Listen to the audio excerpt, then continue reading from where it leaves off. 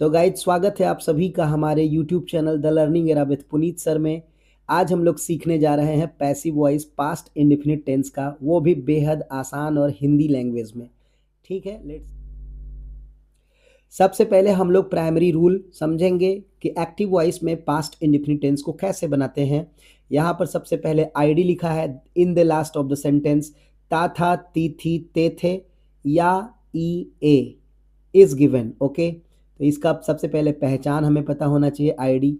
There after helping verb did का use किया जाता है। हेल्पिंग वर्ब में सिंगुलर के साथ भी डिड और प्लूरल के साथ भी डिड का यूज़ होता है। यहाँ पे सिर्फ एक ही हेल्पिंग वर्ब होता है।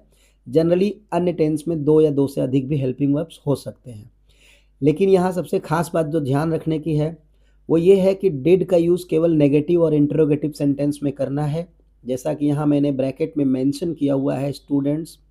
इसके बाद वर्ब के बारे में बात करते हैं। वर्ब हमेशा फर्स्ट फॉर्म में आएगा, वर्ब हमेशा फर्स्ट फॉर्म में आता है।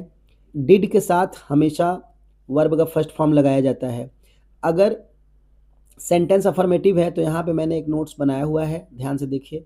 नोट्स में लिखा है in affirmative sentence second form of verb is used.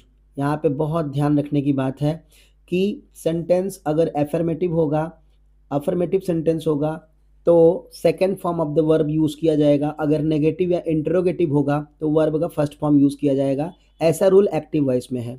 जब आप एक्टिव से पैसिव में कन्वर्ट करते हैं पैसिव वॉइस में, तो आपको खास ध्यान रखना है वाज और वर हेल्पिंग वर्ब लगाया जाएगा पैसिव वॉइस में जब आप पास्ट इंडेफिनिट को कन्वर्ट करते हैं। तो सिंगुलर सब्जेक्ट के साथ वाज और प्लूरल सब्जेक्ट के साथ वर का प्रयोग करते हैं। अब आइए एक्टिव से पैसिव बनाना डिटेल में सीखते हैं। Here I have mentioned affirmative sentence. सबसे पहले अफर्मेटिव सेंटेंस को सीखेंगे। अफर्मेटिव में एक्टिव का स्ट्रक्चर होता है स्टूडेंट्स, सबसे पहले सब्जेक्ट, फिर V2, फिर ऑब्जेक्ट। यहाँ V2 याद रखना है। V2 मतलब जैसे गो अगर है सब्जेक्ट वर्ब के रूप में तो गो का सेकेंड फॉर्म होता है वेंट। ओके, कम है तो कम का सेकेंड फॉर्म होता है केम। राइट है तो राइट का सेकेंड फॉर्म होता है रोट। इस तरह से हमेशा अफर्मेटिव सेंटेंस में आपको एक्टिव वॉइस में V2 देखने को मिलेगा। जब आप उसको पैसिव में कन्वर्ट करते हैं तो आपका स्ट्रक्चर कुछ इस प्रकार से बनता है। सबसे पहले ऑब्जेक्ट, फिर हेल्पिंग वर्ब के रूप में वाज या वर, यानी ऑब्जेक्ट अगर सिंगुलर होगा तो वॉच का प्रयोग करेंगे और अगर ऑब्जेक्ट प्लूरल होगा तो वर का प्रयोग करेंगे। Hope you are understanding. इसके बाद पैसिव का रूल है वर्ब का हमेशा थर्ड फॉर्म लगाते हैं, टेंस चाहे जो भी हो।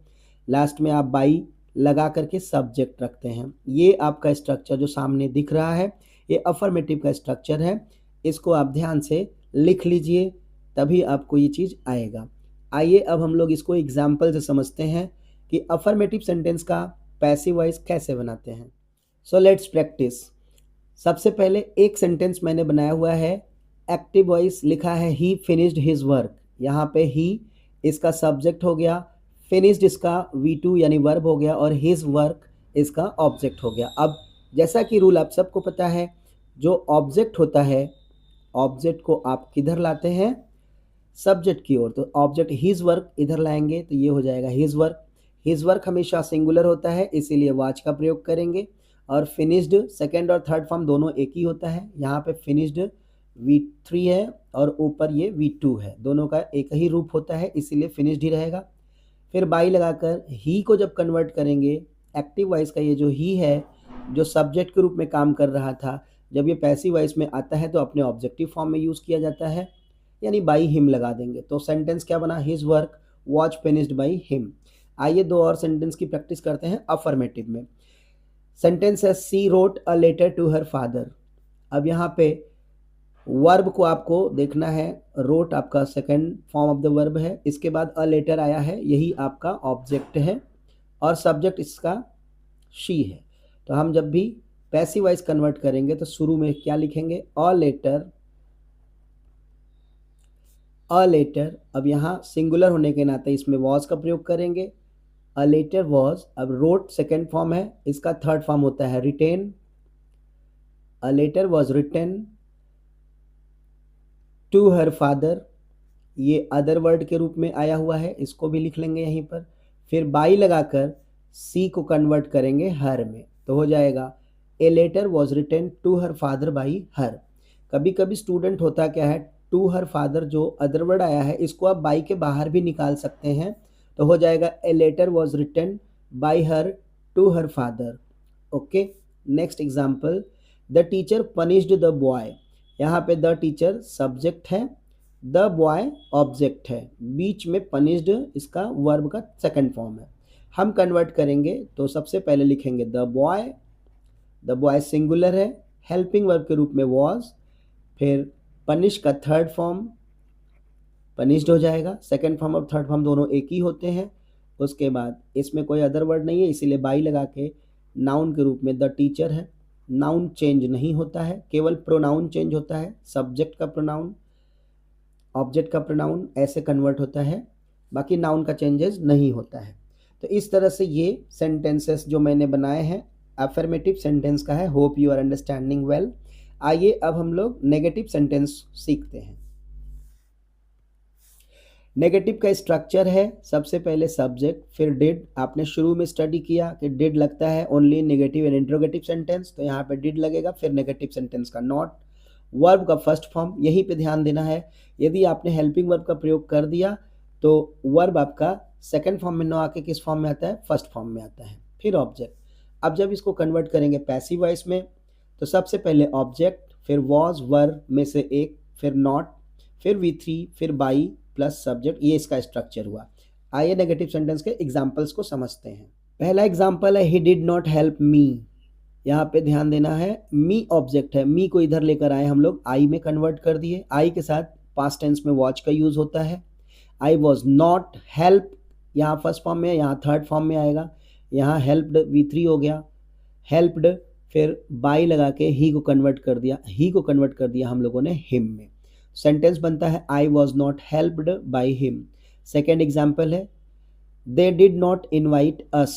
अब यहाँ पे अस आपको दिखा ऑब्जेक्ट के रूप में, आप इसको लेकर इधर आएंगे तो अस का सब्जेक्टिव फॉर्म लगाना है वी प्लूरल होता है इसलिए वर का यूज करना है, वी वर। नेगेटिव है नॉट। इनवाइट का थर्ड फॉर्म होता है इनवाइटेड, आप यहाँ इनवाइटेड प्लेस करेंगे। उसके बाद बाई, फिर दे को कन्वर्ट करेंगे देम में, तो सेंटेंस बनेगा we were not invited by them. इसके बाद अगला एग्जाम्पल है I did not see you. यहाँ पे यू ऑब्जेक्ट होगा, ऑब्जेक्ट को आपको इधर लेकर आना है। यू के साथ पास्ट टेंस में वर का यूज किया जाता है, यू वर। अब नेगेटिव सेंटेंस है तो नॉट, फिर सी है, सी का थर्ड फॉर्म होता है सीन, और उसके बाद बाई लगा के आई से कन्वर्ट होके मी हो जाएगा। सेंटेंस आपका बनता है you were not seen by me. ये हो गया नेगेटिव एग्जाम्पल्स।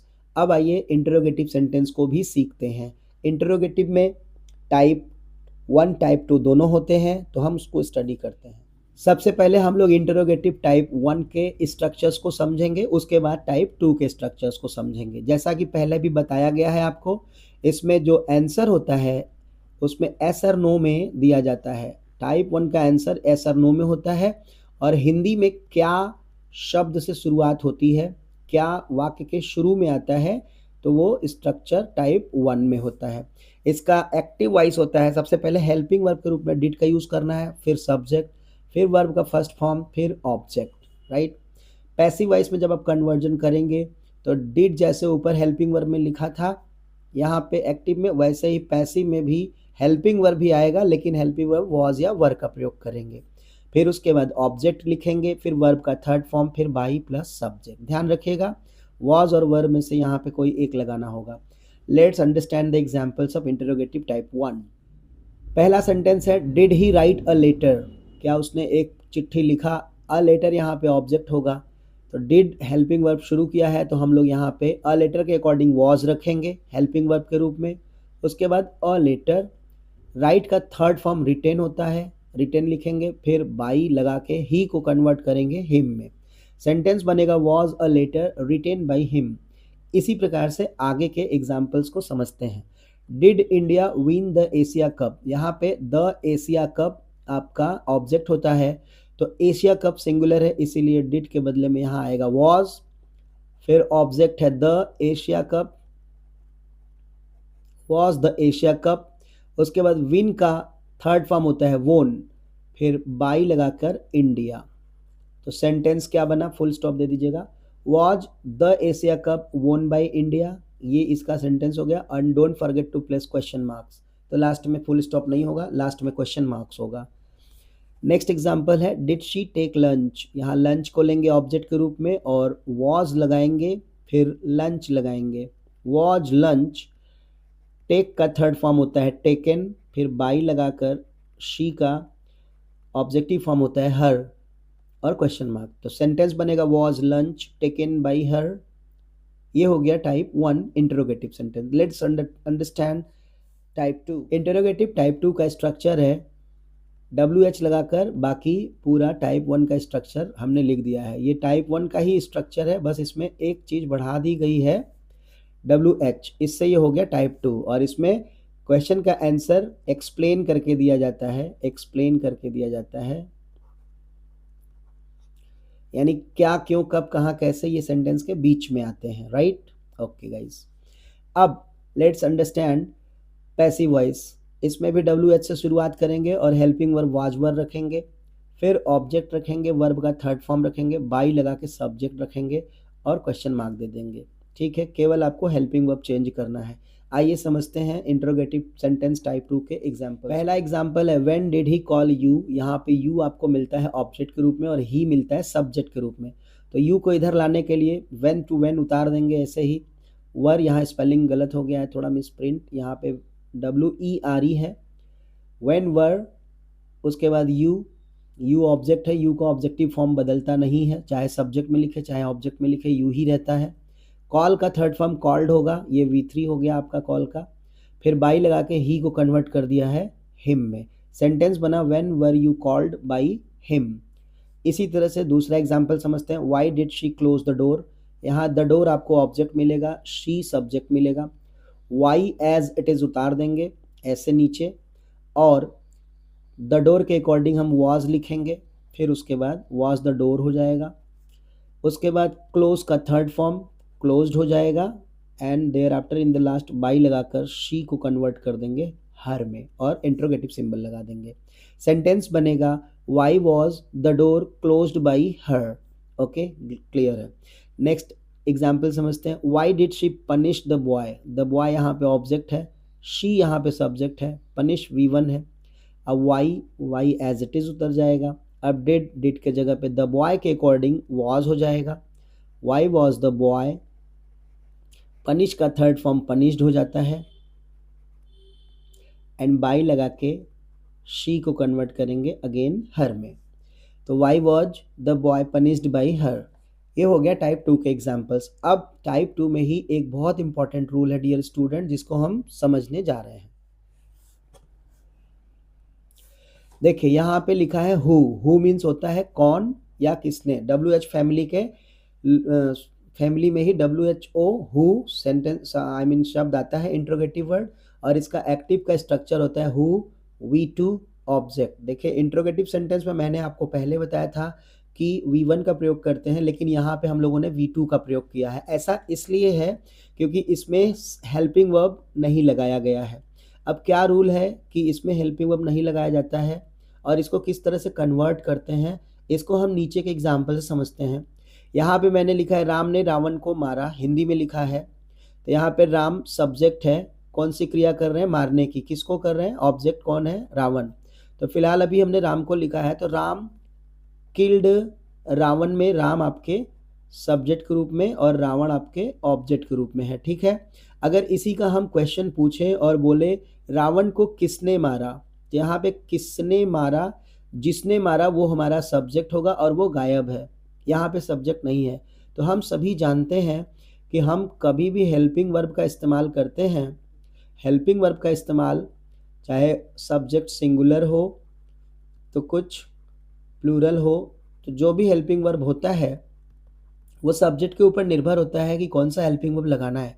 लेकिन अगर सेंटेंस में सब्जेक्ट ही गायब हो, जैसे रावण को किसने मारा, तो रावण को तो मारा था राम ने, लेकिन राम यहाँ पे गायब है, नहीं मेंशन किया गया है। तो ये हु से मेंशन करेंगे, सब्जेक्ट नहीं है इसीलिए हेल्पिंग वर्ब भी नहीं लगाते हैं। तो हु के बाद जो स्ट्रक्चर बनता है डिड नहीं लगाया जाता है इसमें, सीधे वर्ब का सेकंड फॉर्म लगाया जाता है क्योंकि इसको अफर्मेटिव स्टाइल में बनाते हैं। तो सब सब्जेक्ट सिंगुलर और प्लूरल के अकॉर्डिंग ही हेल्पिंग वर्ब लगता है, सब्जेक्ट गायब होता है तो हेल्पिंग वर्ब भी गायब हो जाता है। तो यहाँ पे हु यानी कि मारने वाला जो राम है वो गायब है यहाँ से, तो इसीलिए इसका सेंटेंस बनता है हु किल्ड रावण। यहाँ पे किल्ड V2 हो गया। अब इसी आधार पे जब आप हु से सेंटेंसेस मिले आपको और उसका पैसिव वॉइस बनाना होता है तो हु को यहाँ बाई हुम में कन्वर्ट करते हैं, फिर वॉज वर इसका स्ट्रक्चर होता है, उसके बाद ऑब्जेक्ट लगाते हैं और लास्ट में वर्ब का थर्ड फॉर्म लगाते हैं। होप कि आपको ये रूल समझ में आ रहा होगा क्योंकि ये बहुत स्पेशल रूल है। आइए इसके एग्जाम्पल्स हम आपको समझाते हैं कैसे किया जाता है।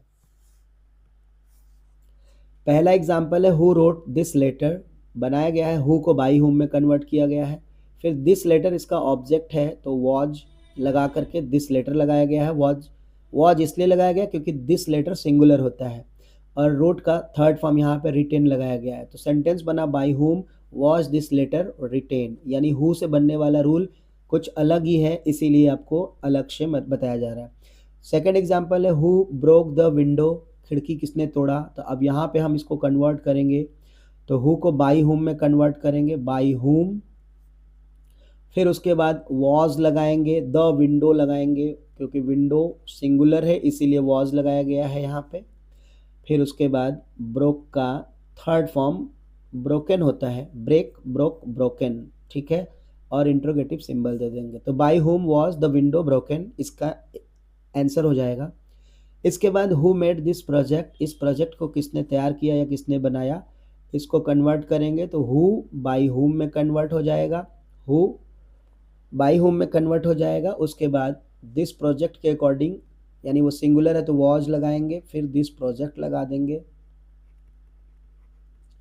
और उसके बाद क्या है, मेड, मेड का थर्ड फॉर्म मेड ही होता है तो मेड लगा देंगे। तो by whom was this project made, ये इसका आंसर हो जाएगा guys. Hope you are understanding well. ये था एक्टिव से पैसिव बनाने का फार्मूला पास्ट इंडेफिनिट टेंस का। आप हमारे वीडियो को अगर पसंद करते हैं तो लाइक एंड शेयर कर दीजिएगा। आगे हम और भी वीडियोस लेकर आएंगे। Thank you so much.